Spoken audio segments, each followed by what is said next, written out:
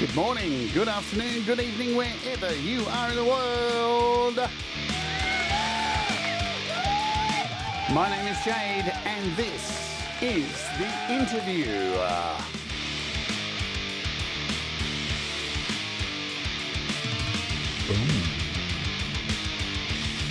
And today my very special guest is P.A.L, also known as Paul, also known as Pump Action Lyrics. Let's get into it. This is a song called Beyond the Stars. Let's oge. Remember to look at the stars.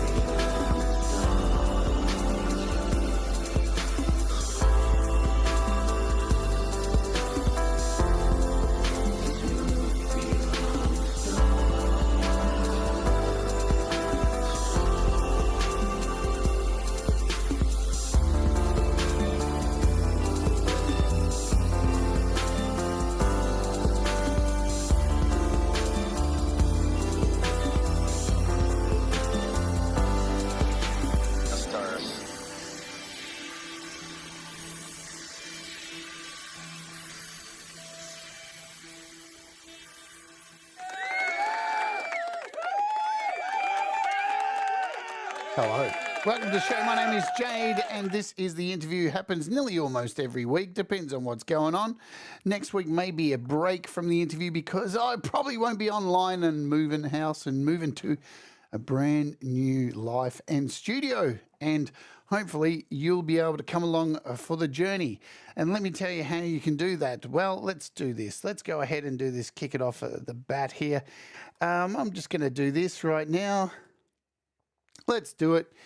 You can become a member here on the channel. Did you know that? There's multiple tiers that you can become a member of on this channel. There is the original tier, which is only $1 and you get custom emojis. But if you would like to get some of the new bonus content that is coming here on the channel, trust me, it's going to be big and exciting. And we're going to kick that off as the next tier up with the move into the studio. And you're going to get to see the whole experience of getting everything set up, the brand new two studios, did you hear that? And the whole new house. Basically, my new home is becoming a studio, the entire house. So it's very exciting stuff. So if you'd like to do so, plus I just gifted some memberships to 5 lucky people. So there you go. Oh, lucky. I don't know if it's lucky or not. You can tell me the comments below. But we do this nearly every week. We have a wonderful guest on or some kind of special, something like that. And this week is no different. Now, let's get into it. And thank you all for being here in the chat today. I'll say hello to you all in about 20 minutes time. That's how we roll here on this channel for the interviews. We want to get straight into it. Now, this particular artist who I have on today, been a big fan of for a long time. Way before this channel started, I used to see this human being pottering around some other channels. He was a bit of an iOS tinkerer kind of person, I remember at the time. And yeah, and I remember first seeing his name around in YouTube and being P.A.L, what an annoying name to say. And then I found out it was Paul. It was like, cool. But only recently I found out that the name also stands for Pump Action Lyrics. And we're going to find out what that means today. So without further ado, let's bring on this incredible artist who makes such great music. As we just heard then, that track was called Beyond the Stars. And I'm going to kick off by finding out what that is all about. So let's bring you on, ladies and gentlemen, Paul, P.A.L, Pump Action Lyrics. Let's Oj. How you going? Welcome, Paul. Hi, Jade. Yeah, you all right? I'm doing good, my friend. I'm doing good. I'm much better that you're here. So thank you. I'm much better that I'm here. We're all still alive. The world hasn't ended yet. Not yet. Not yet, but that could change. So firstly, thank you for coming on the show. As I said, I've been a big fan of your music. And I feel like I have known you probably a bit longer than most people around this community because of places we met, which I'm not going to go into too much today. And by the way, we do have an emoji in the chat. Your emoji has been immortalized, so you can see you're floating around at the moment. Yeah, there we go. We've got a Paul emoji floating around. So if you are a member, throw them around. Don't be generous with them. Chuck them wherever you want. Now, let's start off by that song that I just played. Now, was that the first song that you created? Tell us the story of that particular song, the Beyond the Stars. That particular song, I mean, as I say, the lyrics were just whatever came out at the time. I laid down a few chords, I put some drums to it, I put some bass to it, and some pad sounds and that. And then just started with, as we walk along the shore, and then where I went from there, I didn't know what the next line was going to be or what I was going to be singing. So I just followed on from there. And, fortunately, it kind of went together. And then the chorus bit, as you look beyond the stars, that was just something I thought, well, that sounded okay. I'll repeat that a bit later on. And that was it, really. I mean, I think the original song went on for about 8 or 9 minutes, or something silly like that. But I had to shorten it down because Big Red said to me, you can't put a song out that's like 9, 10 minutes long. People get bored. So it's Right. okay. Well, I'll try and snip it down a little bit. But as I say, lyrically, your guess is as good as mine. Well, that leads. You know, it's just I can't. I mean, every song that's on YouTube is just whatever came out at the time. I'll just sing something, and hopefully it'll make sense to somebody. See, this is what I love. And trust me, folks, by the end of this interview, you're going to be looking at DJ Red as somebody different. We're all going to start calling him Slave Driver after this show. That's it. Yeah. But that brings me to this point. So, pump action lyrics. Now, you write lyrics in a completely different way to everybody else. Tell us the meaning behind pump action lyrics. Well, as I said to you before, I was listening to a reggae show back in the 80s. The guy on there had some Jamaican DJs come on, and they were doing little jingles for him. And one of the reggae singers sang a part, and it was lyrics just flow from my mouth like bullets from a pump action. And that's when I thought pump action. That's good, that's what I do. I just pump out lyrics. So, and then it wasn't until I put the YouTube channel and I thought, well, P.A.L is my name, my initials. So then I thought, well, pump action lyrics, that I might as well use that, because it was, what I do. I just open my mouth, lyrics come out. And that was it, really. There's not really much to say about that, apart from, the fact that it's all the stuff's improvised. So that's why that's why I call it pump action lyrics, So you say that there's not much more to it than that, but there is actually, because so I'm interested in the process. So you put together, and we'll get to this. We'll get to like your musical skills and all that, because they're vast. But with how do you actually, like, if you're just making up lyrics, what's the process when you sit down? So you've got all this music. We'll get to how you make that. And then what, you just record all these vocals over it, and how do you put them into place if they're just spewing out and you're not writing them down? What's the process for a typical song? Right. I think that when you've been through, I mean, I'm 61 now. I was born in 63, so I'm not 61 now. So I've been through. You go through a lot of things in life. You go through relationships. You go through, you go through different things in life. And I think if you start to write, if you start to with something that a memory, maybe that you've thought of a relationship that you had that didn't go too well, and and you sit there and you think, if only I'd said this, or if only I said that, or if only I'd done this, or if only things were slightly different, then that kind of brings it in a little bit more. There's a little bit more you can add. That's why a lot of the songs I do are kind of, they're kind of sentimental, they're kind of romantic. It's, there's one, Feel the Rain, and it's, there's things there that you think of things that you've done, think of things you should have done, things you didn't do, you should have done better, or whatever. And things just come together. I mean, I sit there, I go, I sit there and go, if I hold you tonight, would it make any better? Would it make it any better? Could I take you? And things will just start coming along. It'll just, things will just happen, and away you go. I find it incredibly fascinating, because that's how we write songs. Like, that's how you write a song. Like, that part I'm on board with. I get that. Just to go back, are you a romantic, Paul? Yeah. Oh. I think so. Oh. So In what way? Give us an example. I used to fall in love when I was younger. I used to fall in love very, very easily. Oh. So if I was going out with a young lady, I would be sort of in love very quickly. Right. Did you get hurt by being like that? Yeah. A lot of times, yeah. I mean, my eldest son, he's 34, 35 now. When I was with his mum, We split up when he was about 1 or 2. So, and that was something that really sort of, it really gave me a kick, because when I left the house, it was like leaving her and leaving him, and that was really painful. And I said to myself, that's it. I'm not gonna bother it anymore.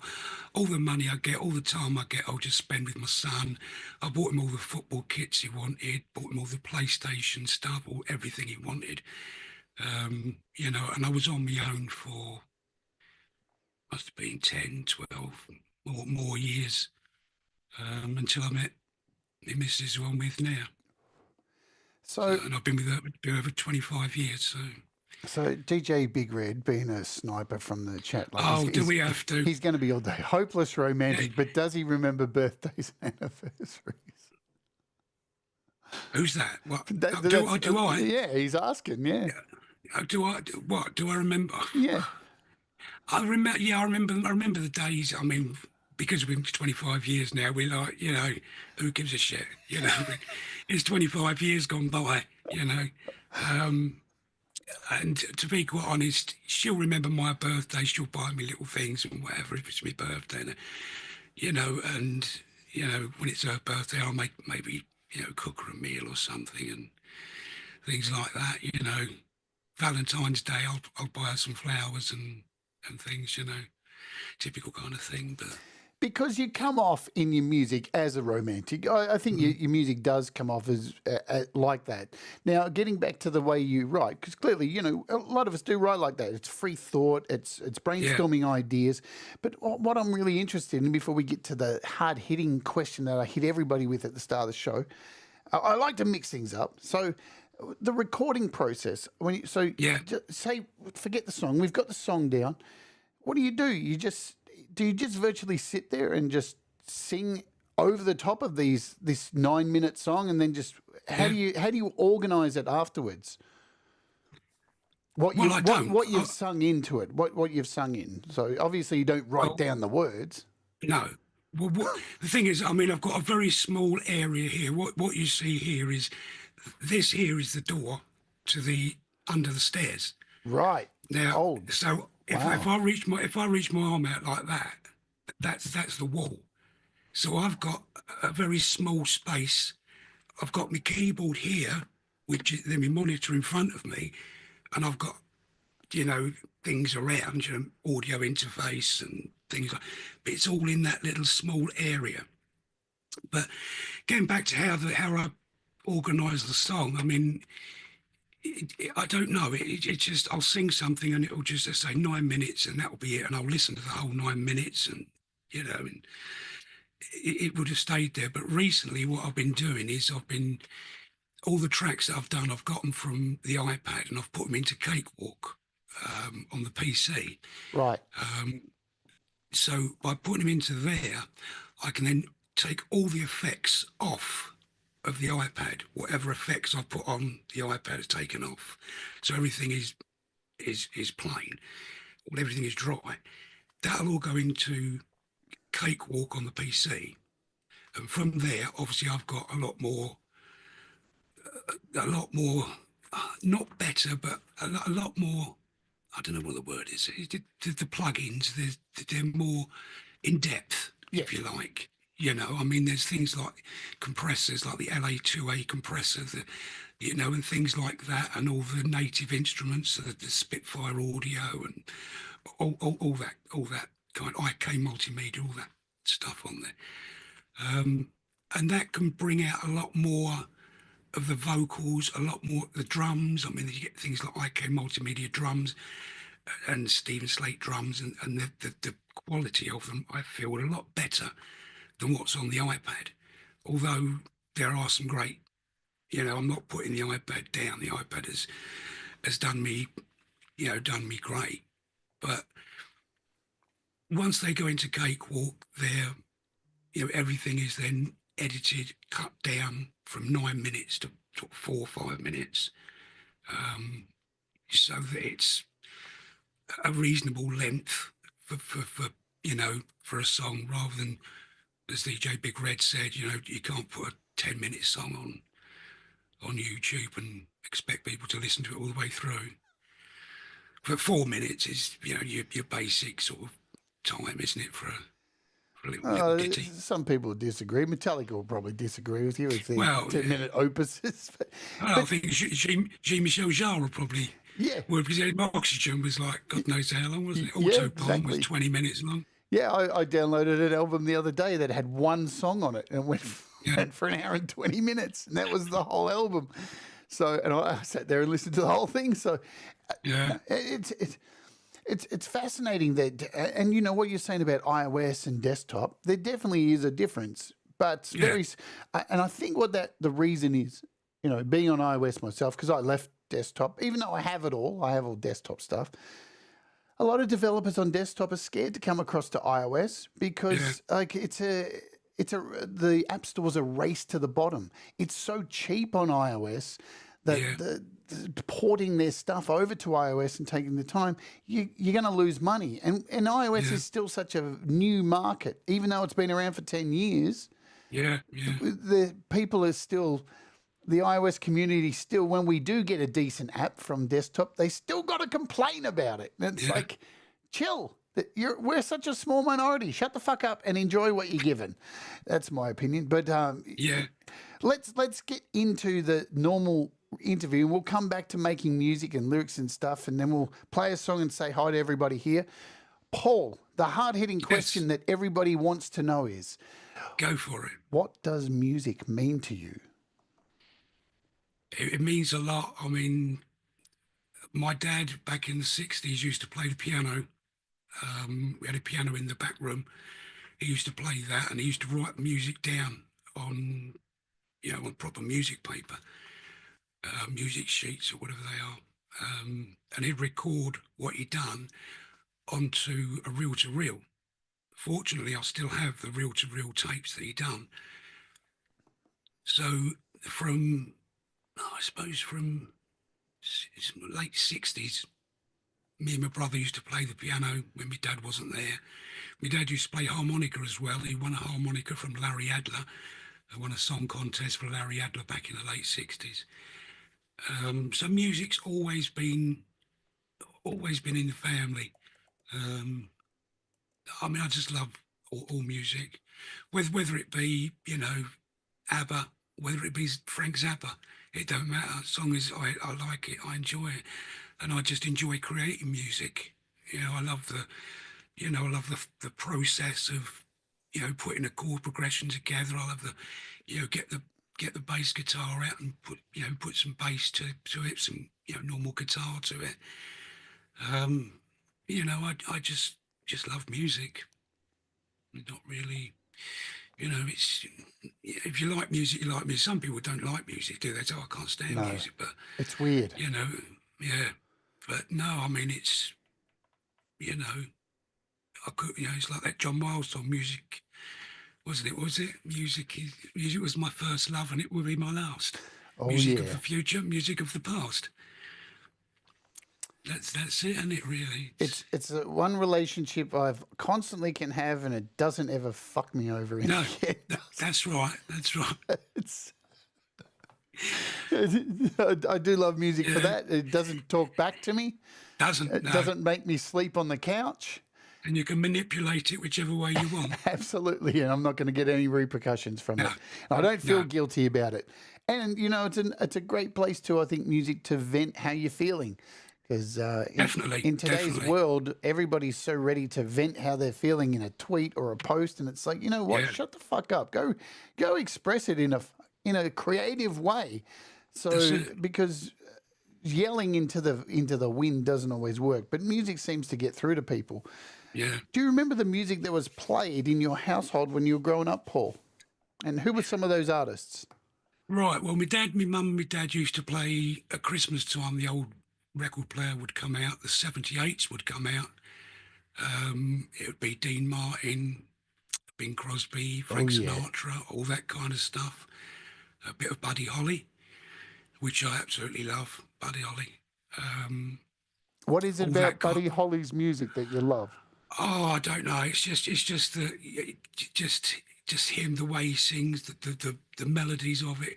You know, Elvis Presley, they say he was a king of rock and roll, maybe, but he was a bit too commercial for my liking. I wasn't really a great Elvis fan, but Buddy Holly, I don't know. It was just that he was more mellow, I think. I mean, especially things like That Will Be the Day, although it was a nice up-tempo song, he was still in that mellow band, you know, whereas Elvis was more, you know, dun, dun, and all, you know, going a bit crazy, shaking his hips about and whatever.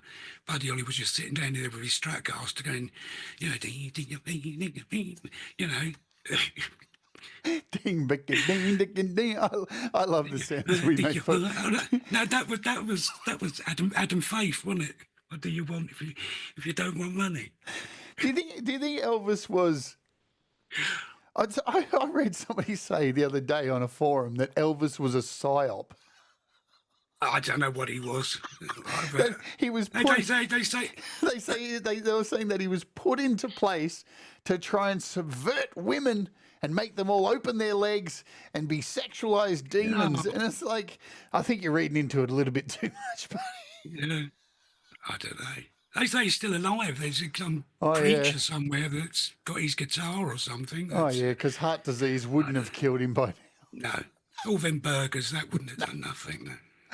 So did any of this music that you listened to when you're growing up, has it had an effect on what you make now? Do you draw inspiration from any of these artists from what your parents used to play?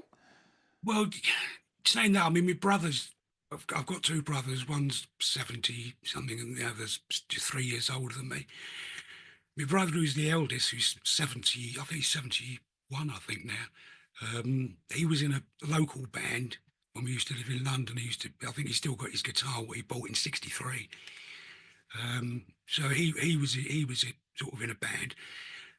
And my brother, who's 3 years older than me, we used to listen to Radio Luxembourg, and it was, you know, you'd have things like very early prog rock kind of stuff. You know, the early Led Zeppelin when it was first, you know, 1971, 72, around there. We'd be tuning in, listening to all these sort of rock stuff. And as the 70s went on, you know, that was, you know, what we were listening to. Late 70s, my brother bought a Fender Telecaster. His friends would come round and have a jam. And my mum bought me a drum kit, so I learnt to play the drums. But again, you know, through the 70s, it was a lot of prog rock sort of stuff, you know. Obviously Floyd, Led Zeppelin, Free, all them kind of, you know, all those kind of bands. So it was a lot of that. I mean, I've got 7,000 albums upstairs. Holy shit. You know, and God knows how many little 7-inch singles. And there's everything there. There's all early Beatles albums, Pink Floyd's, you know, all the Queen albums, you know, just, and then I was into reggae, so I've got a big reggae collection. In 77, fortunately, in 1977, where I was living in London, a record shop opened just around the corner from where I was living. And I was about 13, 14 at the time. So that was school finished. I was in the record shop 24 hours a day. Well, when it were open, as soon as they were open, I was in there. I used to clean the guy's car, and we'd say, oh, you can have a 7-inch single for cleaning the car. So, you know, records just came along, and I was buying records. My brother was buying records. And I think the very first album I actually bought, my dad bought me a record player when I was 10. The first album I actually bought was Queen's first album in 70, would have been about 73, 74, around there. And I played that to death. It's a brilliant album.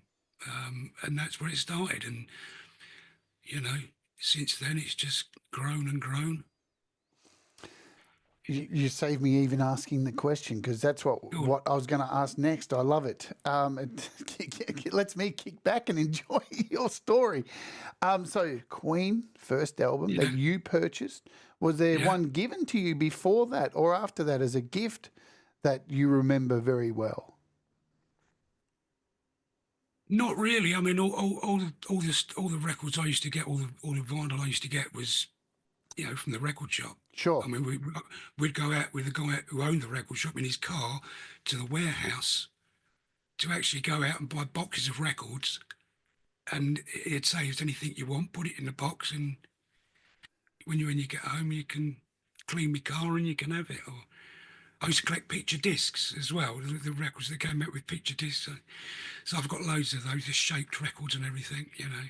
Do you miss those It's, days? I'll tell you, oh yeah, yeah, I miss the days. I think we go on now about streaming music and how yeah, it's quite valueless in a way because you pay money and then you just get it in a phone kind of thing. yeah, I'm the same as you. Like I used to clean my nan's porta potty once a week, and nobody in my family wanted to fucking do it. But yeah, but I was the one each Friday to go into her little granny flat and empty the fucking toilet and tip it down and put the chemical in it. It was yeah, disgusting. But she paid me it. And where would I go with that money? Straight to the fucking record shop, to Metal for Melbourne, and go through the records, come back with a T-shirt or a record. And yeah, I think that's the thing that's lost, I think, with music at the moment. They're going and buying stuff and flicking through their albums and yeah, coming home with something physical and reading the back of it till you've read yeah, it so many fucking times you know it word for word. yeah. What's your If you look opinion at on the state of music now? well, if you look at an album by Yes, I don't know if you look at one of their album covers, it's just a montage of colours and things you can just look at, and you can put the album on and it's physically taking something out of a sleeve, put it on there, putting that stylus on the record is just, listen to those crackles and pops and clicks and whatever. I don't think I even download any music. I don't. I mean, if I want anything, I can listen to it on YouTube. Yep. But any music that I like, I've got on vinyl anyway. Having that many albums is, and I still look for albums now. I go to the local, we call it over here a car boot sale. I think you call it a flea market or something like that. I say it's a big red. I'm going to the flea market weekend. And I'm up at like 4 o'clock in the morning, and I'm down the flea market, and I'm sort of hunting through, looking for vinyl and looking for records and things like that. Luckily, there was a couple of old ladies down there the other week, and they come out with a massive box of albums, and at the back of it there was a whole lot of picture disc albums, and there was Terence Trent D'Arby album picture disc, Ghostbusters picture Oh, discs, wow. luminous ones that glow in the dark and cry. I said, how much do you want for all those? Well, give us £10. I said, no problem. So you can pick them up. I mean, I've got record boxes I've picked up, and they're full up now because there's so much I'm picking up, which I never picked up when I was younger, which I'm looking at now and go, oh, there's such and such album there. It's only £2, $2 or whatever. Why not get it while it's there? So but I don't download any music. It's having that physical copy in your hand. As you say, you pay, $2.99 or whatever for a song on, wherever, Apple Music or whatever. That's it. I mean, you can listen to that song on YouTube anyway, anytime you want. So why pay for it on there? You're not getting anything in your hand, is it? You're not actually. There's nothing physical. You're not. You wouldn't sort of go in a shop and say, well, I want a, tin of beans, pay for the beans, and walk out with nothing. Fuck it, I've got no fucking beans. Don't get me Do you know started what I mean? on the supermarket thing. I always bring up the supermarket thing when people complain about an app or something. They're like, oh, yeah, that new app came out, but it doesn't do this one thing that I specifically want. And it's like, Yeah. you know what? it may do in the future, but guess what? You're not the star of the show, my friend. Yeah. Like, do people really go to supermarkets and be like, can I get a tub of those olives? But I'm a bit disappointed that they don't have the right, there's no garlic in there. Can you specific? No, shut up, fuck off, be happy with what I don't know. Let's play a song and then we'll come back and say hello to everybody. I'm going to play Eyes of the World. Let's just do it and we'll get into it and come back and say hello to all these good folks that are here in the chat. And I'm ready to go. Let's hit it. Make sure I'm muted there, muted here. Got everything lined up. Trying to run a professional show here. That's really hard to do with my kind of shit. What's going on? Come on, video load for me. There we go. All right, this is Eyes of the World by P.A.L. Let's Oja.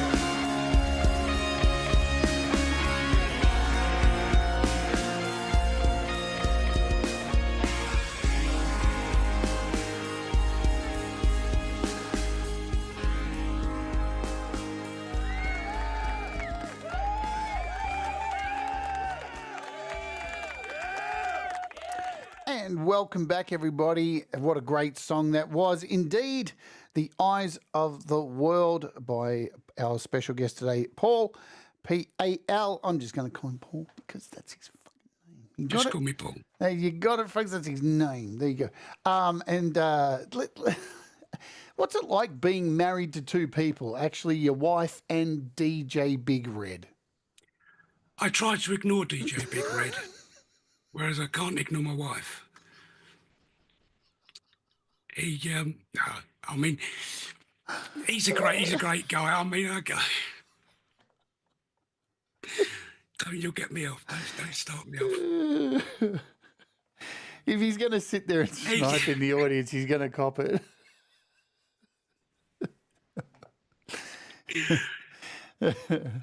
You're right, DJ? You're right. He's all right. Yeah, he's always all right. Crikey. But, Look at him. no, poor sod. Never mind. Anyway, let's move on. So, Yeah. so let's say hello to everybody who is here today. Thank you for joining us, everybody. Feisty Feathers here. We've got Ali. We've got Thomas Christ. Frank Turzo's in the house. There he is. Tremor Bear, cover by CQ. Who else do I see? Say hello so I can call your name out. Falcon Blueser is in the house. Ed Zielinski, SM Borthwick. I did see Mr. Smith as well. I'm going by memory now. I think I saw Joe and maybe Barry Glenn. Oh, look, Paul's in the chat as well. Oh, yeah, this guy here, DJ Big Red, he's here as well too. Did I say Trevor Bear? I'm having a hippie moment. Speaking of hippie was here earlier as well. Hi, hippie. Who else? I'm trying to remember because I can only scroll up. Barry Glenn. Barry Glenn's in the house. We've got both Heather and Falcon Blues are here. Anybody else who's written anything? If you want me to call your name out, give me a scream and I'll call your name out. So hell no, I'm not married, says DJ Big Red. Well, any wonder you slave driving bitch. Mateusz Prokowski's in the house as well. G'day, Mateusz. If I have missed you, I do apologise. I'm trying to get everyone's name. Let's continue on and I'll come back and try and get circle back around and grab people's names as we go. Do you remember the first big gig that you went to? Stadium, big band. I'm not talking your local band, but do you remember what it was like to go and see a gig? I can't remember what it was like myself. When I was, I think probably about 13, 14, living in East London, me and my friends, we used to do what we used to call like a little pub crawl. Yeah. We were only young, we're 13, 14, but we looked a little bit older. Right. We used to go to like the local pubs, and one pub that we had maybe, 6 blocks away, I suppose, if you could say that. There was a pub called the Ruskin Arms, and every Friday and Saturday night they would have rock bands there, and you'd have all the the black motorbikes all piled up outside, all the guys with all the leather and everything, and we'd go in there. You sure you weren't at the Blue Oyster Bar? I don't know what it did, but it was.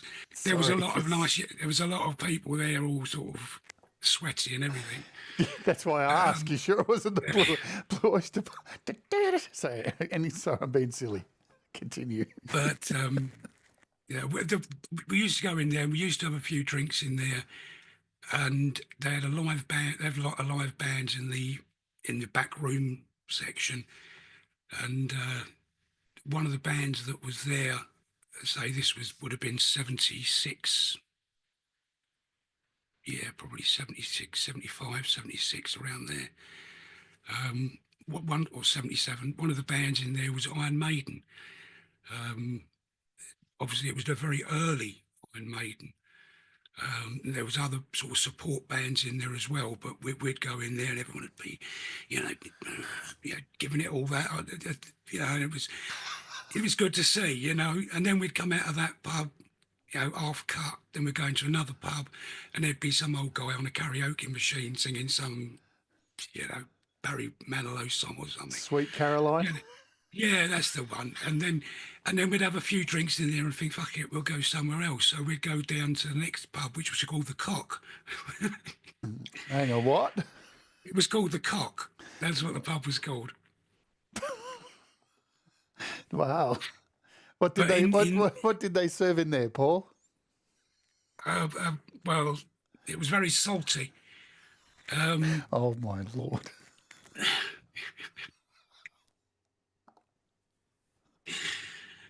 Only on um, this show, folks. yeah, we used to go in there, and there used to be a lot of mod bands in there. There's a lot of mod bands, so it would be, just stuff from the '60s, kind of, that kind of thing. So that was me early times. I mean, my brother took me to a place called the Bridge House, a place in Canning Town in London, when we were young. There was a band in there called Tour de Force, and I think there was two sisters that used to play the guitar, and one of the women used to do a TV show called Rock School, where she'd teach you how to play guitar and things that was on TV. But my first gig, really, I mean, I never really went to many real gigs when I was younger. It was only maybe about 10 years ago I went to see Deacon Blue live. Um, but yeah, I mean, I'd love to go to see more bands, but it's expensive now and money's tight. So you know, It is, but my man. daughter, my daughters went to see Taylor Swift at Wembley And twice. it cost them their whole rent for the month. It cost them about fucking 400 quid each. Yes, You know what I mean? exactly. Dude, I remember being young and Megadeth came out here, and the tickets were $25, and all of us going $25. Yeah, And Mr. Bungle came out this year. I went and saw Mr. Bungle, and that was like $190. I yeah. was like fucking $200 for a gig. Stupid, isn't it? Yeah, it's well. But then again, it's an experience, isn't it? I mean, when I went to see Deacon Blue, I mean, they're a great band. I've got all their albums. I've really liked them for years. But to go and actually see them live, and watch them, playing, you know, the songs that I've listened to on a record, watching them actually standing there on stage doing it, and the atmosphere of it all, it was just, it's brilliant. I mean, my brother's been to see Floyd, Roger Waters, Paul McCartney, and all that. He goes to the O2 a lot and sees bands. Um, but yeah, it'd be nice. But a lot of the bands that I like, they're not either not around or they're fucking dead. There's not much chance of me seeing half of them. It's getting that way, isn't it? You wake up every day and check Facebook and go, which celebrity that I adored is dead today? Yeah, I need a bingo card for favorite musicians who are going to die each day. Dead bingo, good stuff. Not really good stuff. When you're in, let's go back. Let's pull things back a bit. So, were you playing music when you were young? Because say this all the time here in Australia, we had a very robust music integration into our school system through primary school and through high school. Music was a big part of it with the classes. Was that something you had where you were in England, and did you partake? And how did you get into playing instruments? well, as I say, my dad used to play a piano, so Yep. from the age of about 5, I would be, playing one note on a piano, bing bong, bing bong, bing bong, like that. And then I found out that two, if you play two, it sounds nice. And if you play three, like a trichord, that's what I think they call it, isn't it? A trichord. If you play three, it sounds even better. What about You know, five? I didn't get that far. Get that far. So I was playing that, and then I learned to play little bits on the piano. But then, as I say, it's late 70s. My brother bought a Fender Telecaster. My mum bought me a drum kit. I think there was an acoustic guitar laying about the house. I used to pick up, whether it was in tune or not, I don't know. Didn't know how to tune a guitar then. But yeah, just instruments have always come along. There's always been a piano or a guitar or fucking tambourine or something. You know, don't you? I can play. I've got a tambourine. I can play Can the you still tambourine. play it? Do you remember how to play the I've still got my tambourine. Can you give us a demo? Yeah. Hey, what you doing tonight? Yeah, that's your lot.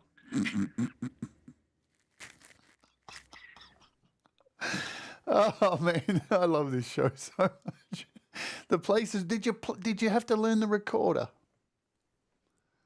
No. No. No, at school, our music lesson was bring an album in. Wow. Yeah, to bring an album in, we'd all sit round, we'd bring our favourite album in, give it to the music teacher, we'd put it on, and we'd just all sit there and listen to it. There was no like, this is a quaver, this is a crotchet, this is how you do this. None of that. No. I went to a comprehensive school. I was only there for about 5 minutes until I started bunking off, and I spent the rest of my life in the record shop. Right. So you're a troublemaker.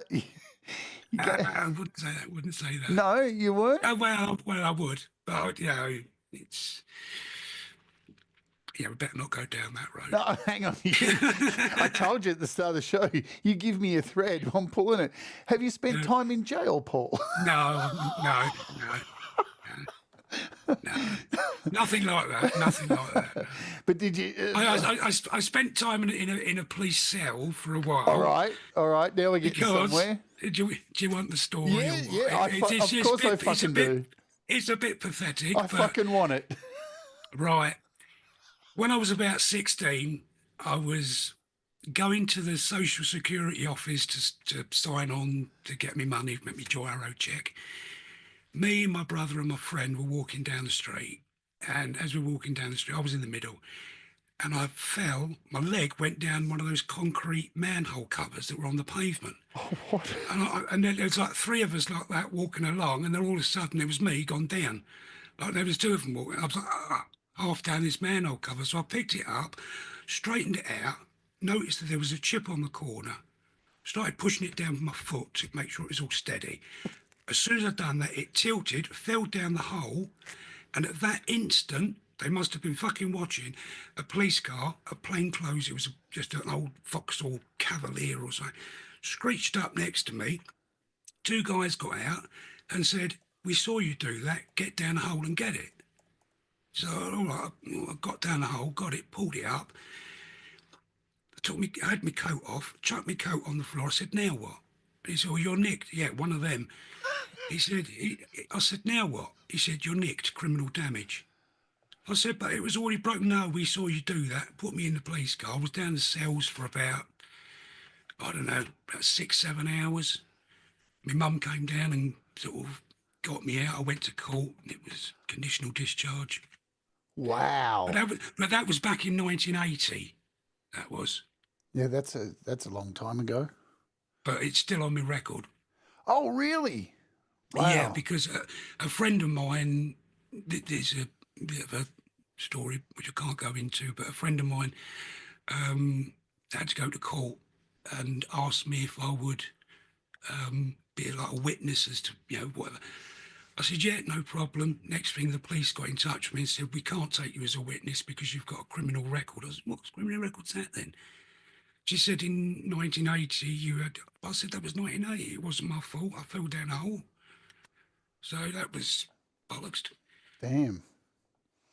I had a similar kind of thing. I remember when I was young, I got influenced by a bunch of friends. We went to a public phone box. Remember those public phone boxes? Yep. And the thing took our money. We had to make a call and it took our money.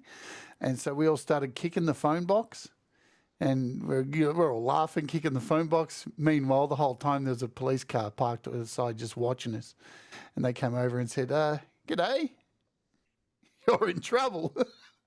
And we all got taken to a cell at 16 years old for kicking a phone box. It took, what was it, 20 cents? 20 cents. Oh, dear. Anyway. Well, it's the things you do when you're young, isn't it? It is. I mean, like you, I got in with sort of, a wrong crowd. I probably came home with a phone box under my coat or something one night. I mean, the actual, no, the part that you put the money in. Yeah, all right. One of those. It was half hanging off the wall anyway, I mean, if we'd left it, it could have fallen on someone and hurt someone. So by me bringing it home, probably saved someone's foot. Mate, I was such an idiot Oh, yeah, as a yeah. late teenager. Yeah, The first yeah. house I lived in, I got into this habit of whenever we went to a gig or something, we'd walk home because we couldn't afford to get home because we spent all our money on booze. I'd always steal something on the way home, like a witch's hat or some kind of sign off a building or whatever. And I started putting them all in my apartment until the day I got robbed and somebody stole my guitar and I had to call the police. And as the police were on their way to come and investigate my house getting broken into, I looked in the spare room and went, holy fuck, I've got like 2 years worth of shit that I've stolen on the way home from gigs. I had to fucking quickly run them all out and put them in the park. The things we do as young dickheads. Yeah, that's it. And then we get old and it's all boring. Anyway, let's move on. So, so you talked about you playing music and stuff.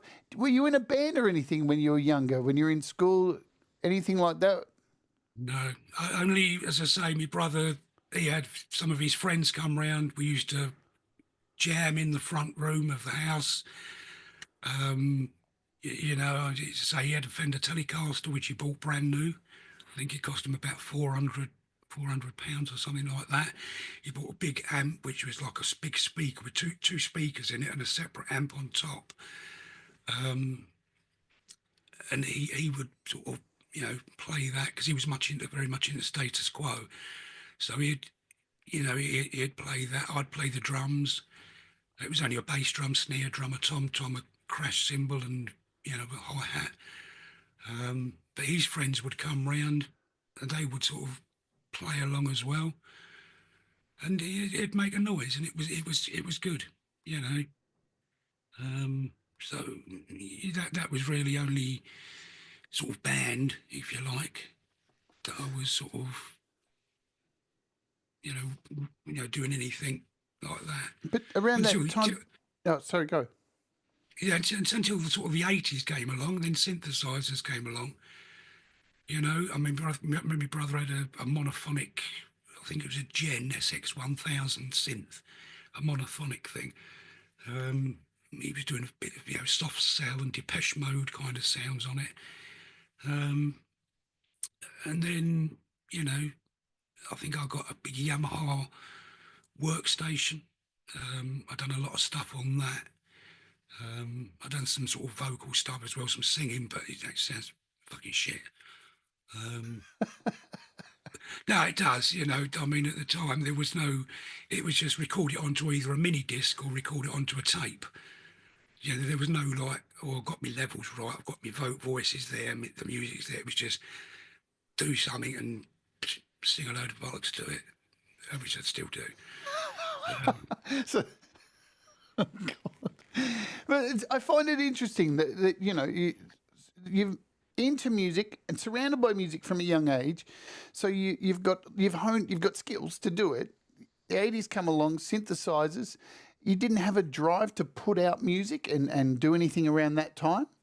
There was no YouTube or anything like that in the sort of, when I was doing it in sort of late 80s, mid 90s. There was no real streaming services or anything like that. There was no Spotify's and, Apple Music and whatever. So there was really nowhere to put your music. It wasn't until, obviously, so I got the iPad and started doing stuff with the iPad.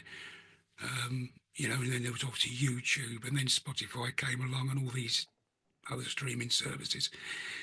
But at the time there was nowhere to, you couldn't upload your music to this or upload to that because there was nothing to upload to.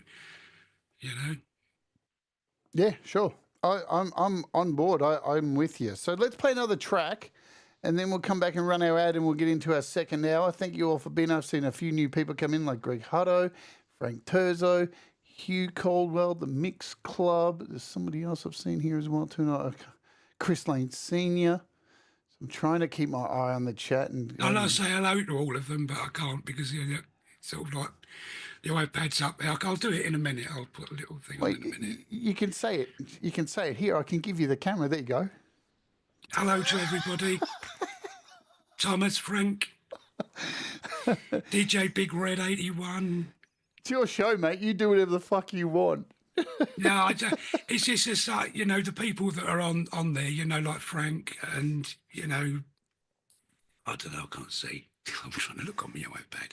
Chris Lane, Hugh Caldwell, I mean, they're all cut whenever I have a track played on the Hippie Show or on Thomas or whatever, that they'll all, come on and say, it's a great song. And I appreciate it. And when I put on, YouTube, thank you very much, for your support. I really appreciate it. I do really, I really do from my heart. I really do appreciate the fact that they're actually taking the time to listen, actually taking the time to comment and say, it's a great song. Like Kubrick Lover always comes on and, puts a great comment. Colourful Energy always comes on and puts a great comment. I really, I say I appreciate it, but I really do, because I've never had that before. I've never had anyone say to me, oh, that's good. And I just do what I do.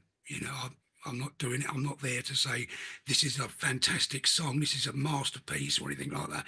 It's just, this is what I've done. If you like it, if you can relate to it, all the better. But at the end of the day, it's, this is what I do. If you like it, you like it. If you don't, you don't. But like I say, I appreciate everything that, people say. It's a bit overwhelming sometimes when you look on, you think people say, Colourful Energy put something on there, fantastic voice, fantastic vocals. And people have put on their fantastic vocals.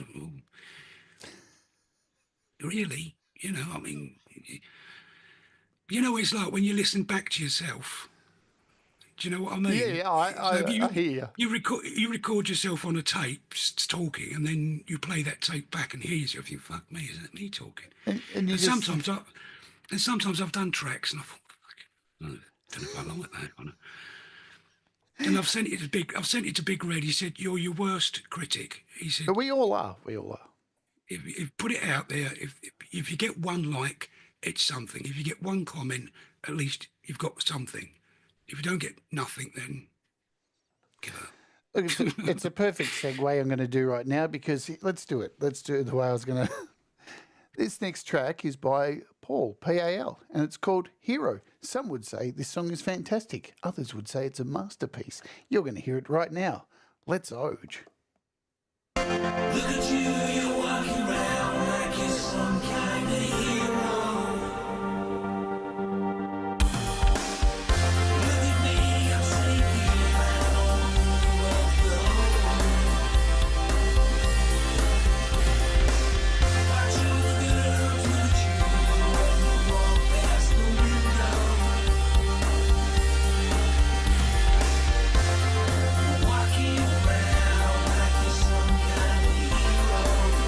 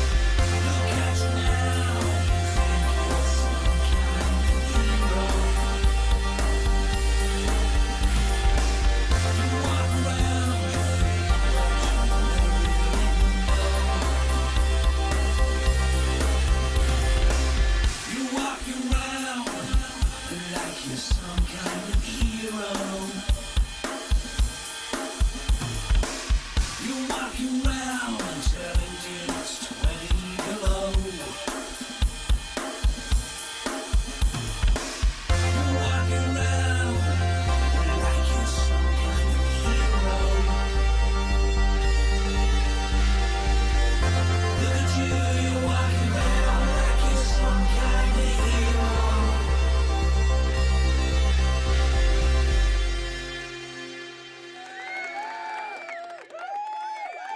Hero by Paul, P.A.L.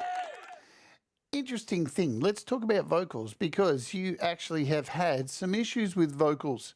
Yeah. So, I mean, Yeah. I think people know I've taught vocals. I've been a vocal teacher for many, many years. I was doing that. And, you know, I'm all about vocal care. And I think there's a lot of vocal teachers out there who focus too much on theory and don't focus enough on self-care and the way you eat, the way you sleep, the way you actually, you know, the kindness you got to do to your body.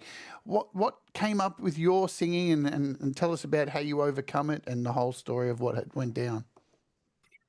Well, I found out one day whenever I was talking and I was saying anything with the letter E, there was kind of a rough grumbling sound in my throat every time I mentioned the word E. So it'd be E, like that. So I went to the doctors, obviously, and, you know, he said, we have to take you to, you know, the hospital and get it checked. They put a camera down there and found out there was a polyp on one of my vocal cords. So they said, well, you know, you're going to have the polyp removed or, you know, put up with it. So I said, well, get it removed because it was, you know, I wanted to do the singing and it was getting in the way. So I had that removed. And then a few weeks later, I went back to see the consultant and, you know, we were talking, how's things going? Yeah, great, everything's fine. And I think my son was with me and I mentioned to this consultant, and I do a bit of singing, and he said, "Oh, you won't be able to sing again." I said, "Well, what do you mean I won't be able?" He said, "You won't be able to sing again." And he said to my son, his dad a good singer, and my son was only young at the time. Yeah. But you know, when I got back, and after a few weeks or months or whatever it was that I had to recover for a bit, I found out that I can't reach higher notes. Right. So I can go sort of la la la la la, and when I get to I can't get up there, you know. So I have to sing very loud to actually get to that point where I want to go. So you know that's why a lot of the songs you don't hear very high pitch or falsetto, is it? I don't know. You don't hear those. Those higher notes because I can't reach those higher notes, unfortunately. But if I sing loud, I mean I sing loud anyway. You know, I'm not one for sitting there, you know, singing close up to the mic or la la la la. You know, I'd rather sit back and go, hey, get the fuck out of here. It's like that Hero. You probably don't remember, Jay, but you mastered that. I do remember. It's one of my favourite songs of yours. I remember that. I remember sending it to you and you saying to me, the level wasn't quite right. I've done this and it's... So that's what you hear there. No, look, what I don't like... What I don't like about doctors is that too many of them do work in absolutes. We had Lizard Day on here, you know, and they told her, you know, you're not going to sing again. When I got really sick, they gave me a death sentence, basically, which put me in a death spiral. And doctors shouldn't be like that, because... And that's an interesting thing, because a human body is like an elastic band, yeah? You say you can't do this, and you can. It depends on how much you want it. And with vocals, you know, this is an important thing. You bring up an important point about singing. People look at artists like Mariah Carey. Now, I know I don't like Mariah Carey as an artist, but they look at her vocal style and they go, wow, she can really sing. Look at her incredible range. Okay, but in reality, when you hear her live, she can't always do that stuff. So that range is not... what is the sign of an artist is to actually understand your voice and know your range and sing within that range. It's like when you watch people at karaoke, they always pick songs that they can't fucking ever possibly hit that fucking note. And you're like, listen, I know you love the song, but pick a song that's in your range and it'll sound so much better. It's a really hard thing to teach people. So I think, you know, getting that diagnosis, coming through it, being told you won't do this, of course, you're going to fight back and you're going to do it. Yeah. But it does help understand what you can and can't do. And that is an important thing for singing. Yeah. I mean, that was what must have been 10 years ago, Right. more than that. And all the songs I've done, what you hear, have been done after the doctor said I can't sing or you won't be able to sing. So, you know, being told you're not going to be able to, you won't be able to sing again, but then proving them wrong and saying, well, you know, fuck you, I'm gonna do it anyway, because whether you like it or not, you know, it's what I enjoy doing, and I'm going to do it. So it's in one way, it's, you know, if you look at it as though you know, if you're determined to do something, if a doctor says you're not going to do it, just think, well, fuck you, I'm going to do it. Whether you say I'm not going to do it or not, I'm going to, you know, I'm going to go and do it. And if I fail at doing it, then at least I've tried, you know. And, you know, if I don't fail at it and I can do something, you know, then I'm happy. Are you like that with everything else? Because I can speak for myself. I know I am. You tell me I can't do something, bet your fucking bottom dollar I'll do it, and 10 times better than what you expect. Are you that type of person? Not really, no. I mean, I've been trying to give up smoking for fuck knows how long. That's different. You know, but yeah, people say, "Mel, you should stop smoking. It's easier." And I'm like, "Yeah, right." And I come home and I have a fag. So, but yeah, you know, not really. I mean, if you know, I guess so. I mean, if someone says, "You know, you won't be able to do that. You won't be able to do that," I'll give it a go. You know, and if I don't do it, I don't do it. If I do, I do. It's, you know, the way it is, isn't it? Mate, You got to try, ain't you? the day I stopped, I smoked for a long time too. And as a vocalist, heard a lot, you know, you got to stop smoking, you got to stop smoking.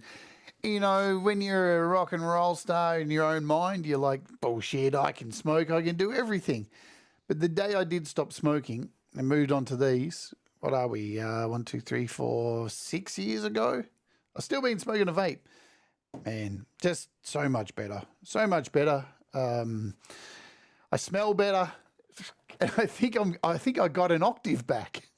Yeah. And I'm still smoking. So doctors, and it's not costing me anywhere near as much. Fuck a doctor. Fuck doctors. Don't go to doctors. No, just don't ever go to doctors. Nah, fuck them. They don't know what they're talking about. They didn't learn all that stuff for any good reason. It's all bullshit. Yep. Now, let's talk about family, because family is clearly very important to you. Like I see that through your lyrics, and we talked at the beginning of the show about, you know, are you a bit of a softie, a bit of a relationship person? So how important is family to you? Do your kids think you're a rock star? They don't give a shit. They really don't. I mean, I say to them sometimes, "Do you want to listen to this news?" No, can't be bothered. We're going. So the only one that does really, I mean, my two daughters. As much as I love them, you know, I mean, love my kids. You got twins, yeah? Twin daughters, and they actually made that. They actually created that hero video. Oh, cool. That's For me. rad. Yeah, they actually created that for me. I had that song, and I said, because at the time I never had any way of creating a video. I mean, it weren't until Big Red said to me, "Get this, you know, for your computer to do that." I never had any way of creating a video, only on the iPad, and that was only with like Music Maker or whatever the fuck it's called. And I said to my daughters, "I've got this song. Would you?" You know, they had on their computers. She had Adobe. I don't know what it's called. There's some fucking program. And I said, could you make a video? So she said, yeah, we would put it. I said, well, here's the song. I gave her the WAV file. She said, put it on your computer and put it. And I said, like, the song starts up, look at you, because you're some kind of hero. So I want like a hero. And she found this clip of a boy with a cape on. I said, yeah, that looks good as a hero. Then I left it to them for a few days and came back, and they'd done a little bit more. They'd put all the words and everything and things like that. So, yeah, I mean, they done that, but, they're 20 now. Yeah, well, they'll be 20 next year. Emily and Amy is. And they're twins, not identical, but they do their own thing. But my son George, he was 16 a while ago. He's into his computers, but he loves he loves all fiddling about with computers and taking them apart, putting them back together. Excuse me a minute. I love that you've got a mute for your cough. It's so professional. Isn't it? It's not actually No, a it mute. fucking is. No, it's not. It's actually a volume button, a volume knob for the mic. It's a manual mute. It's a manual mute which you have to turn down the mic to do it. No, but I appreciate that. But yeah, So your son tears everything apart. I mean, he loves computers, anything to do with computers. I think at the age of about 6 or 7, we bought him a pair of trainers, and there was like a box of feeler trainers over, and he had the empty cardboard box, and he had so many bits of computers in his room. He was upstairs in his bedroom for hours, and then he came down. He said, "Can you come and have a look at this?" I said, "What is it?" We went up in and actually put a motherboard inside the cardboard box, cut little holes in the side of the cardboard box to put USB sockets. He'd put little blue LEDs all around it. He had a power supply in there. All the fans were on and that. It was all like there. It's like a cardboard box with just everything was. He had it plugged into a monitor. I think he had Windows 7 up on it. That's awesome. And he was only about 6 or 7.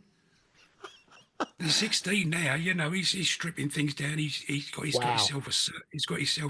just bought a server that he wanted. If ever I go to the flea markets, I'm always picking up hard drives, Raspberry Pis he was into a while ago. Anything electrical, he'll mess about with it and, get it going. And he likes his music. Sometimes he's downloaded I don't know, not Pro Tools, but one of the DAWs he was messing with, and he'd sit there and he'll make up a little beat, he'll make up a little thing. And I've showed him how to play chords. We was actually playing the chord sequence to Easy by the Commodores, the ding, ding, ding, Yeah. ding, ding, ding, and I learnt to play that. And I actually done a version of Easy. But I taught him how to play that on the keyboard. I said, it's just like that, and then that, and that, and that. And he learned to do it, and he played another little bit over the top of it.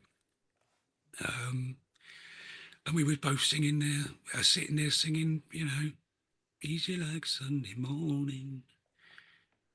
Do you think you'll ever do a collab? Is there a collab on the cards with him?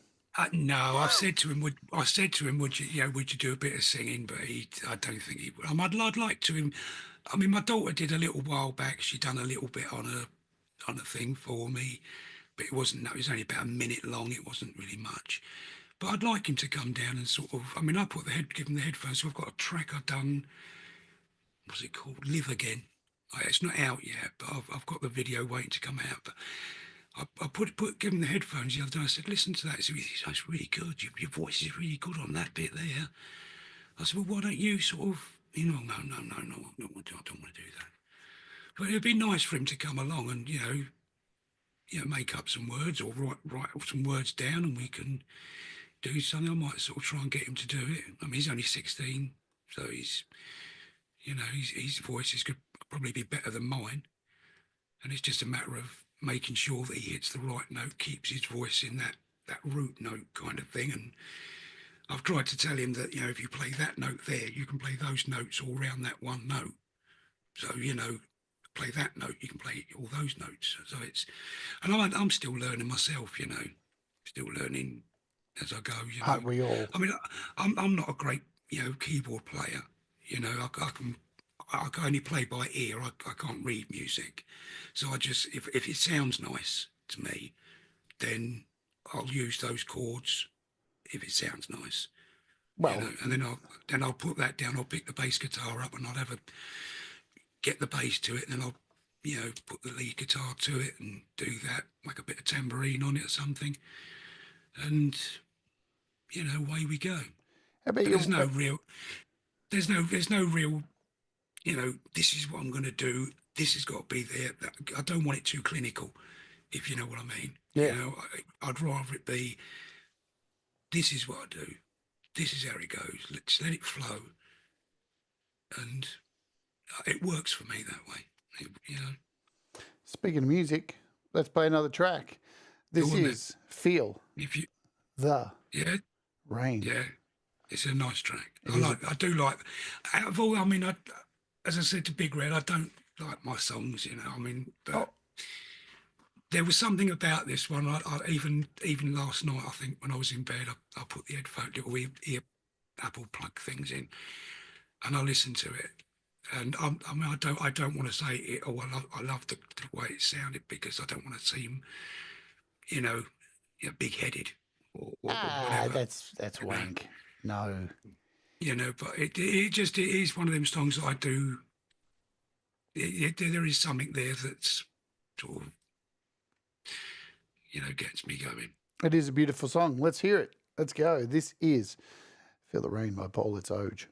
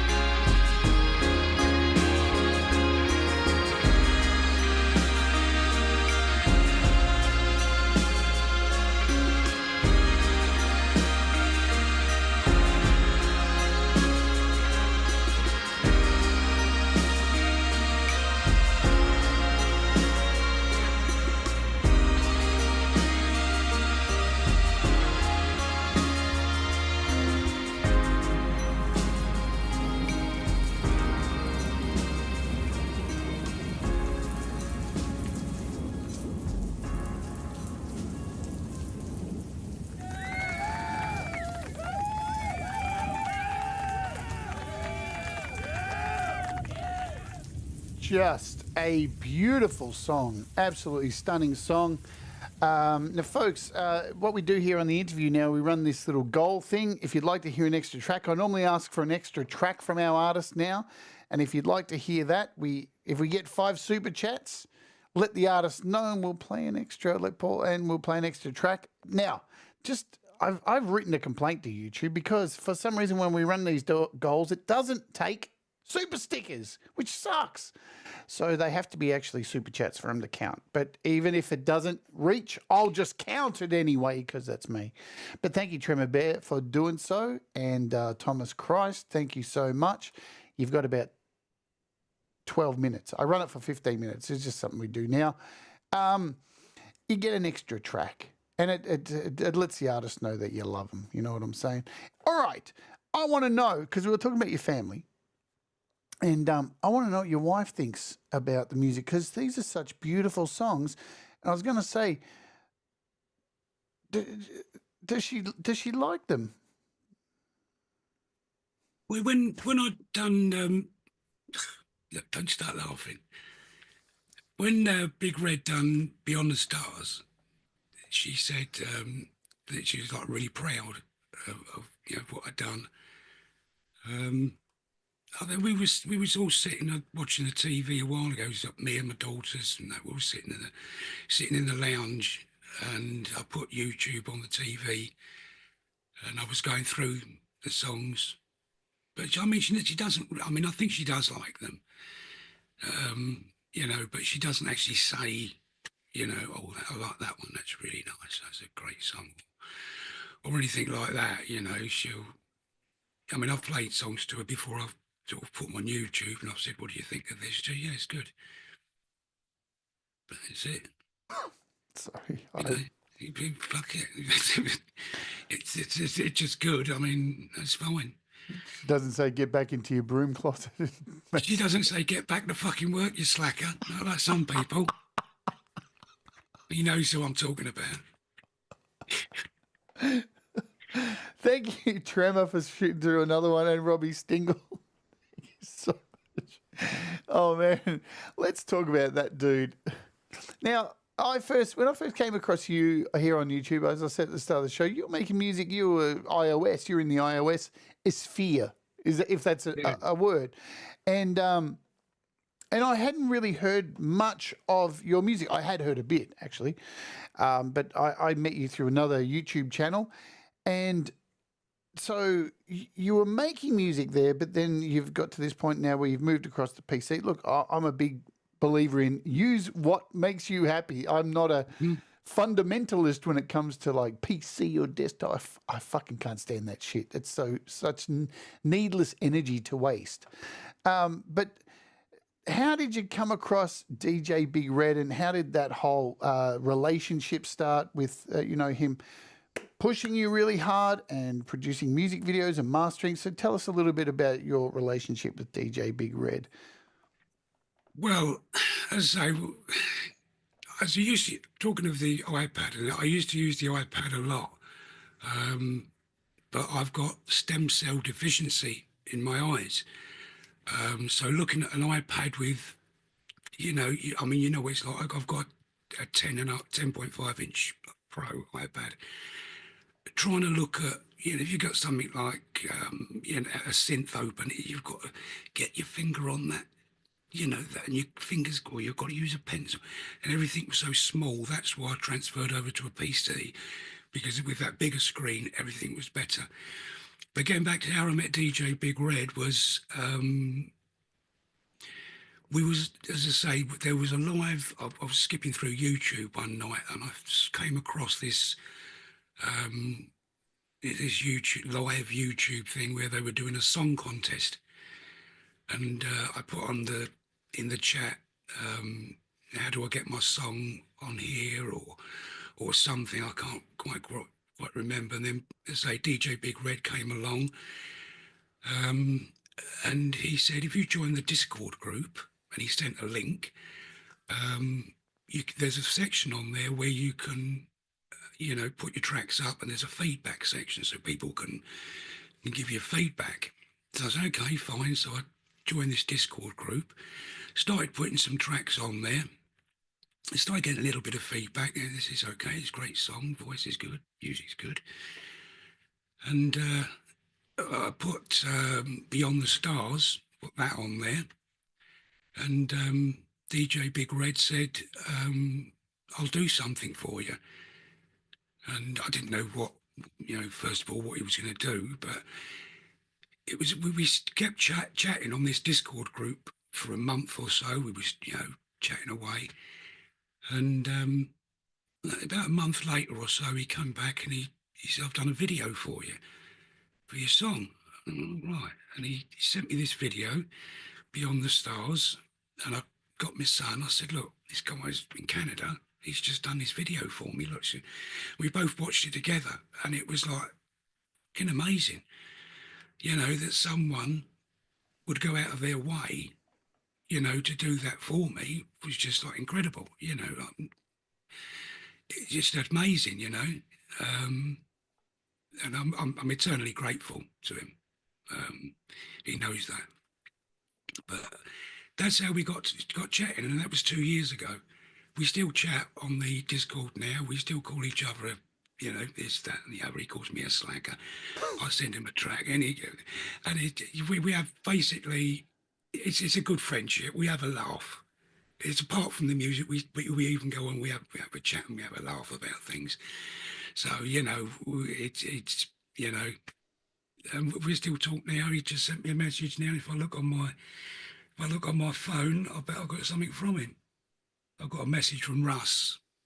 Anyway, he said he's watching. So if you're watching there, Russ. Hi, Russ. Mate. We love you, Russ. Thoughts that go out to Russ. Yep.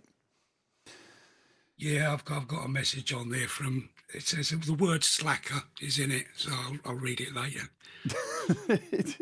get back to work, slacker. That was it. It's funny because I seem. Look, I think it's important to have. I talk about this a lot here on the channel, to have a network of people that you can be a dick around. And I think, and say just stupid and ain't shit and just taking the piss out of each other. Because I think in America, I lived in America for a period of time, and it's hard to take the piss there. Everyone's so serious. I think here in Australia, I think Canada and the UK, we're a lot easier going for taking the piss out of each other and not taking things to heart. I am. I'm an easygoing person, I mean, if you want to have a fucking laugh, have a laugh. I don't give a shit. And, and Big Red, he calls me a slacker. I know it's a joke. I know we're having a laugh and it's good. I mean, it's, as I say, he's been there for 2 years for me. He supported me through those 2 years. He said to me, get your music on this channel, get your music on that channel, put your music on this channel, and he's mastering my songs for me. And the check's in the post, but he's mastering them for me, so, he's a nice guy. And even when we was on Frank's show, he's just a nice guy. Yeah. And, every day, see, Russ is part of my circle too. And every day, to his face, I call Russ a complete and he loves it. We wouldn't have it any other fucking way, because that's you get the joke. But in saying that, it's the complete opposite. That's why it's funny. That's because you are not a slacker. You put out a lot of music, and really good music too. I often, I've played your music on this channel quite a bit when I used to play people's music at the beginning or end of the show. And I'm always astounded at how much content you're able to produce. And I get incredibly jealous when I see people who are able to put out so much really good music and think, fuck, man, I wish I had the time to do it as well. So that's the joke, man. That's why it is funny. And I'm explaining the joke, which is something a comedian should never do, because you are very prolific. And that's an incredible thing. So DJ, yep. Floor's yours. When I first got the iPad, and I got Cubase, well, it was Cubasis then. It was before Cubasis 2 came along. I used to take the kids to school, take the missus to work. I'd come home, have a coffee, feed the cat, do whatever I needed to do. About 9, 9:30, iPad would go on, everything would go on, and I would probably do 3 songs in the morning between sort of 9:30 and 1 o'clock. I just do about 2 or 3 songs, and I think Beyond the Stars that was probably done in about an hour and a half or something, if that. I done another one called London Town. I think that was done in the morning. So that they don't take long to do. You know, when you sit down and do it, and you've got the time to do it. Unfortunately, now my daughters are, grown up there at home, so I can't really get too much done. But if I had all the time in the world, I'd just be stuck here and I'd just be doing music all day long. I do anyway, really. I mean, once Mrs. goes to work, or even when she's at home, I'll still sort of sit here under the stairs working on something. As I say, I've been working on a track all day today. I've done a video yesterday. I'll probably find something else, because a lot of the stuff I've got is on iPad. Let's say I'll take it off the iPad, put it on the PC, make it sound nice, and then go on. It's great that we have that ability to see. That's the one thing about iOS that people forget, that it is incredibly portable and a great place to start things. I mean, there is no right or wrong way to make music. That's the number one thing. And to have a scratch pad, see, and all of us are different. I've moved completely to iPad. And even though I have a Mac over here and a wicked PC right next to me, I just prefer the tactile touch. I feel like I'm actually touching the music that I'm making. But again, there's so many different ways you can use it. You can pick it up, go outside, and then sit outside, scratch it off, bring it over, transfer things over to a computer. So it's an incredible tool to have in your regular music making process. You don't have to use it for everything, of course, but you can. It's the gap between is getting closer. The problem with the iPad, I found, is that one, I mean, you probably know this yourself. You could download, the latest audio kit apps or whatever, nice synths and that, or some fab filters or something. Everything would be working fine, and then there'd be an update for the iPad. So you'd update the iPad, and then you'd find out that the plugins are now messing up because they won't work with that iOS. So now you have to update all your plugins, including Cubasis or whatever DAW you're using. You have to now update that to work with that iOS. Some don't want to work with that iOS, and although you've updated everything, things are still not working as they should. You start freezing a track and it doesn't freeze correctly, or you open a plugin, an effect or something, you open it in Cubasis, you open it and it closes. The whole of Cubase closes. You think, what the fuck's happened there? Yeah, I've had that a few times with Cakewalk, but to be quite honest, Cakewalk by BandLab is the free version, all fully working, saves everything, unlimited everything. And I've had a few crashes, but it's been down to the fact that it's been a plugin that's caused that crash. Yeah. But I've never had any major issues with that over like 2 years. I've not had any problem with it. But then, as you were saying yesterday about DAWs, it's whatever works for you, really. If you find that working with Logic Pro works for you and things work the way you want it to, then that's what you need to work on. If you've got a PC that you've got something like Cakewalk by BandLab, which is free, and you can use that, then but all DAWs are the same. They do exactly the same thing anyway. Whether you pay £500 for Cubase Pro, or whether you get Reaper or Pro Tools or whatever, they all do the same thing, don't they? Basically. Yeah, they do. And this is and thank you, Liz. Hi, Liz, for the donation as well. The thing that it's not iOS specific, unfortunately. This is the problem with people who make DAWs. They try to give us an update and give us new things, But unfortunately, there is no communication between, because there's so many other developers who make plugins. So, you know, the framework of that particular plugin is going to clash with something. Yeah. So you're going to get that no matter what. I mean, and even look, you're not going to get. You'll never hear me say iOS or any platform is perfect.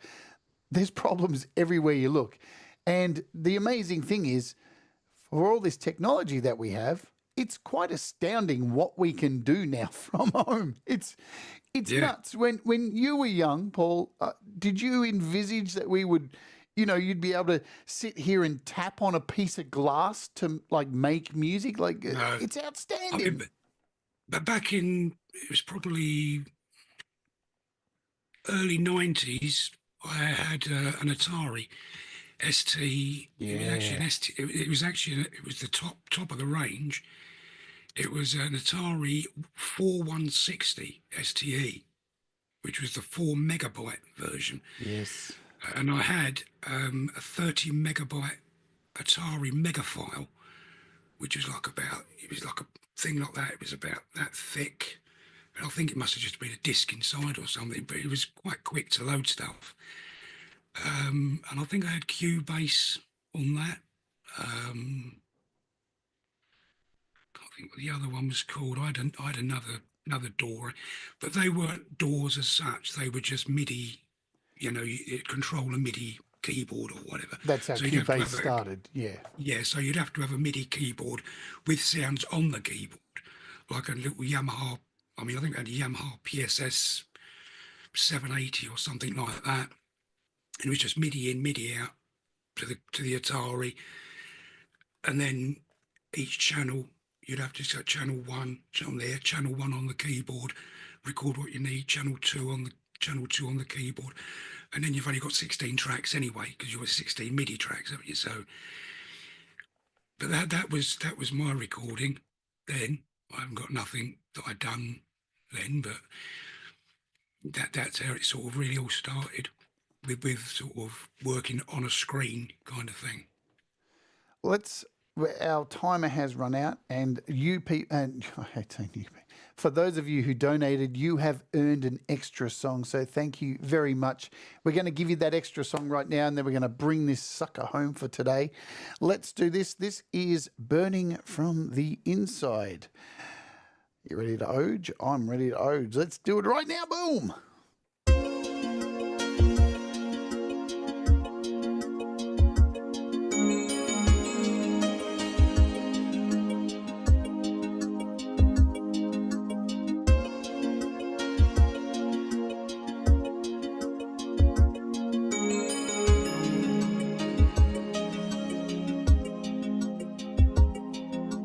Is it just a game?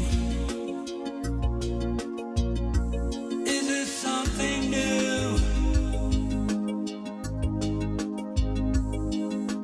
Is it just a plan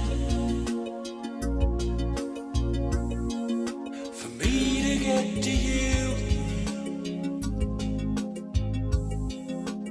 Did you ever know I could never stand it now? Did you have a clue? It was all down to me.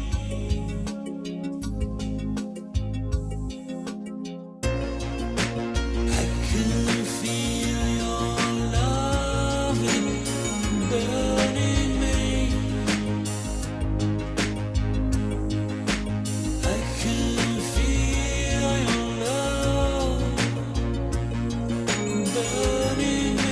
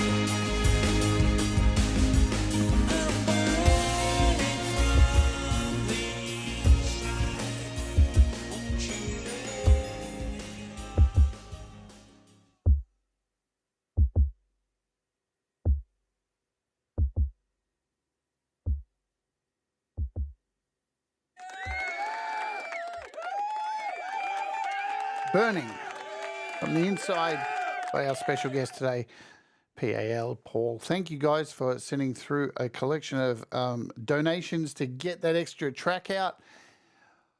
All right, let's bounce over here for a second. Just give me a second. I've got to load up a page here because I'm a bit slack. We've got to go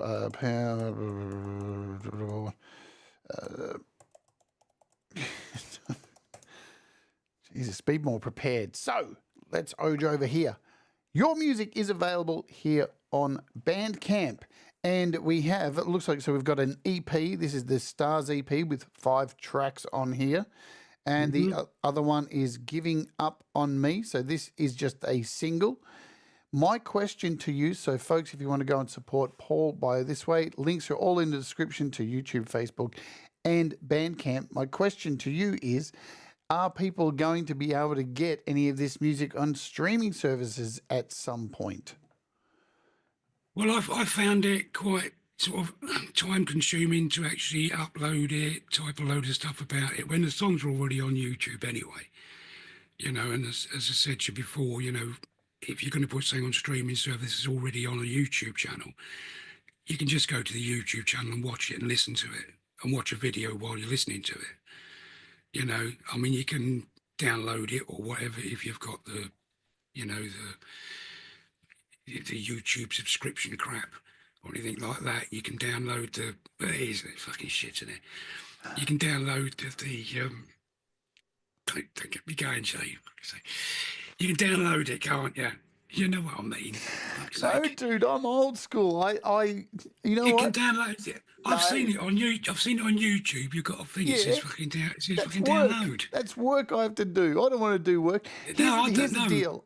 I have so much music of people on my Apple Music, and when I've been out looking for houses, earbuds go in, and I just let it go on my Apple Music. I do like having music on my Apple Music from people in the community because I can just stream the album. I don't have to go to YouTube. You know what? I spend already way too much fucking time on YouTube.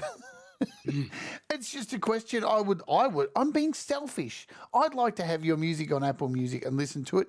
Are you considering on Bandcamp at the moment, because you do have a large amount of songs, are you considering putting out an album or anything with the latest collection of songs? Not really. Big Red said to me a few times, you know, get some tracks together and put them on an album and make an album. But yeah, I agree with Big Red. It's you know, it's time consuming. I mean, I love sitting here. I can sit here all day long. I do sit here all day long with Cakewalk open, you know, and 5, 6 tracks on there, adding a bit of this, adding some pads there, adding some, you know, and I love all that. I can sit there all day and just mess about with a track, you know, moving that, cutting that, copying that, moving the ear, and you know what it's like. But I could just sit there all day and do it. You know, it's just, I mean, rather than do a video, I'd rather sit there and just, you know, I could sit there all day and just do it. And I say that is what I really enjoy, the process of getting it all coming together, you know, and thinking, oh, hang on, maybe if I put that at the beginning, or I'll add one of those there, you know, a couple of crash cymbals at the end there or some, you know, silly things like that, you know. And sometimes I'll listen to it. I'll send it to Big Red. He'll say, "Yeah, that's good. You know, what do you want me to do with it?" And I'll say, "Well, have a listen to it, see what you think." And he'll come back and say, "You know, your voice is a bit loud, or you know, pan this, that side, pan that way a bit, and do that." And I'll do that, and then eventually it all comes together.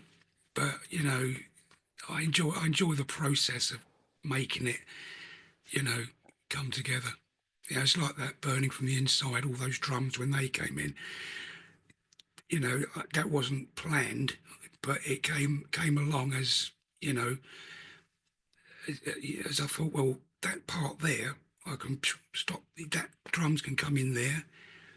And then after I listened to that for a while, I thought, well, a nice guitar section, so I added the guitar section, and, you know, and it just builds up and builds up like that. Sometimes it don't work, and I think, fuck it, and I just won't bother with it. I'll just just get put away and you will never hear it again. Well, I decided to run a poll in the chat, which says, should Paul release an album? And 100% yes. So sometimes, Paul... That's put me on the spot there, and it means I've got to do it now, doesn't it, eh? Thanks, Jade. That's all right. That's all right. This is what happens when you come on my show. Appreciate that. Because I am an absolute... Thank you, Jenny, for the super chat. You know what? You'll thank me for it later. Look, even Big Red's saying... Big Red, DJ Big Red has said, I'll pay to put your music on streaming platforms. We'll talk about it more tomorrow. Yeah, you're in trouble now. See what you've done? I'll still get called a slacker. It don't matter. No, I know that. Well, you'll always... In fact, I'm going to change the name of the show after it's finished to Pump Action Lyrics, in brackets, Slacker. Slacker. Yeah, Thomas says it's unanimous. No pressure at all. No. And your manager's saying here, not all songs that you've already done either. It has to be all new songs. Oh, fuck's sake. A double album, says you, Caldwell. Your adoring fans have spoken, Paul. It has to happen now. This is the one thing you learn from playing music, mate. You got to listen to the people who love you. So let's end that poll just to rub salt into the wound a little bit. Well, there's the end. 100% yes. We had 15 votes. Thanks everybody for voting and putting pressure on Paul. I'm sure that's exactly what he needs. That's it. And, let me finish off before I hit you with the last question I ask everybody with, and we'll play our final song. Look, I'm a big advocate for this. I remember when I was homeless, mate, all I had was a couple of bags of clothes and an acoustic guitar and an iPad. And I was living in a park at one stage, but I was still making music because I had GarageBand on my iPad, even though at night I was laying there under a tree with a knife, scared shitless, but I was still making music. And I have to admit, during those times, I was making more music than I've ever made in my life. Now, I sit here in this amazing studio that I've built up here, and I make fuck all music. Yeah. Is that a factor with you? Because you said at the beginning of the show you're under the stairs. You're in a little box. You've got enough stuff to get through, and it shows that you prove it. You don't need all. You don't need a big studio with all. I mean, it would be nice to have that. Of course, yeah. You know, to have that space. But as I said, you're under the stairs here. If I reach my arm out like that, I'm touching that wall. That's the door. If I close the door, I've got the door sort of here. So now I've got that much room and I'm sort of squeezed in this little fucking hole. But as I say, I've got a 61 key MIDI keyboard, 2 mixers, a Zoom guitar effects, another Korg guitar effects, and my monitor, and that's as far as I've got. I can't go any further that way. And then towards the wall is two little speakers, my keyboard for typing on the computer, my audio interface, an Alessis compressor, and that's all that's there. Me hi-fi equipment, which is like, you know, a hi-fi amplifier, basically, with my headphones in. There, my microphone there in front of me. And here I've got a bass guitar and 3 other guitars. I've got a Telecaster copy and a Cruiser by Crafter or something. And that's it. So you don't need that massive amount of space. No. But it would be nice just to be able to stretch your legs and go, oh, that's yeah. I mean, getting a bass, you know what, bass guitars are a lot bigger than a normal guitar. And heavier. And I have to kind of get it and edge it down the side of the monitor and then sort of bring it round a bit, try not to whack the fucking thing on the monitor to play it, you know? Tetris. I mean, it's not a great thing. It's only I don't know what the fuck that is there. It's a bass, and that's all that matters. It's a Johnny fucking someone. Johnny Brook, is that what it says? That's what it says. Johnny Brook. It's all right. Yeah, it was all up for 20 quid. You know, one of my favourite movies is The People Under the Stairs. I'm never going to watch this movie the same way again now that No, I know you no. make your music under the stairs, you know. I'm trying to get cheap laughs now as we get out of here.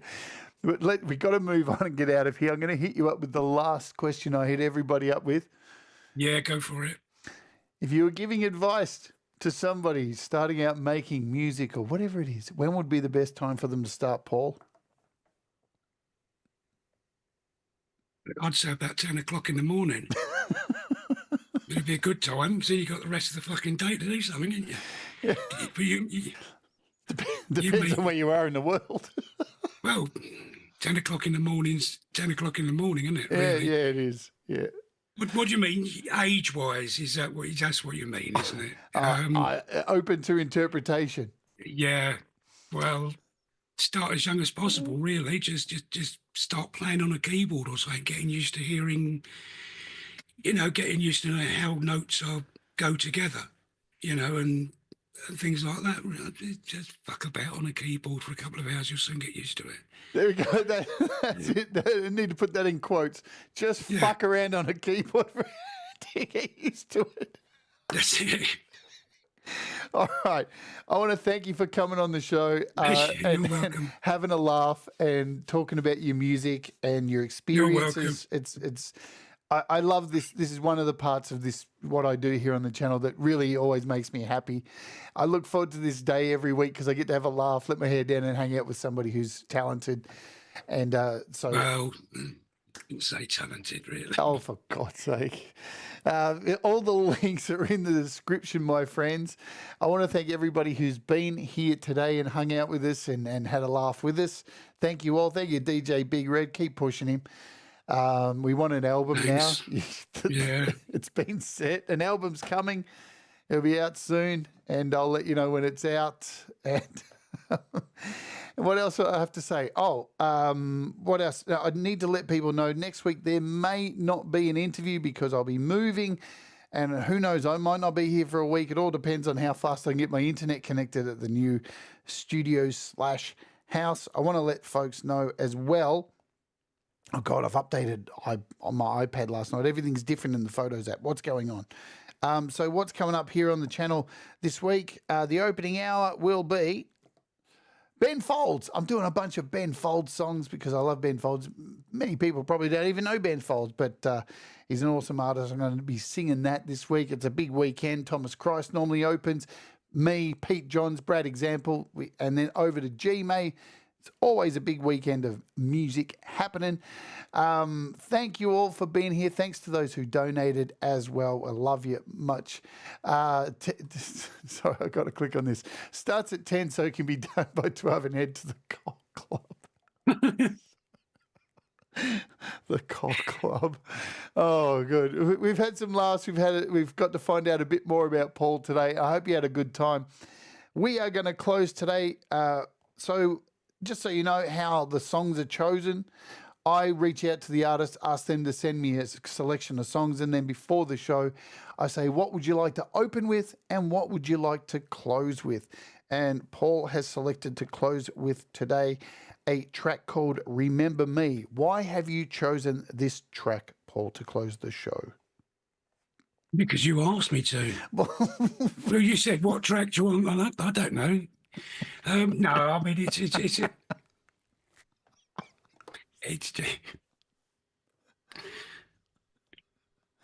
Yeah. it's just a good track, isn't it? I mean, people have said it's good, so I presume it is. I don't know. It's just what I do, Jade. It's just what I do. It's not. Dude. Just fucking play it. Just fucking play it. This has been the best fun.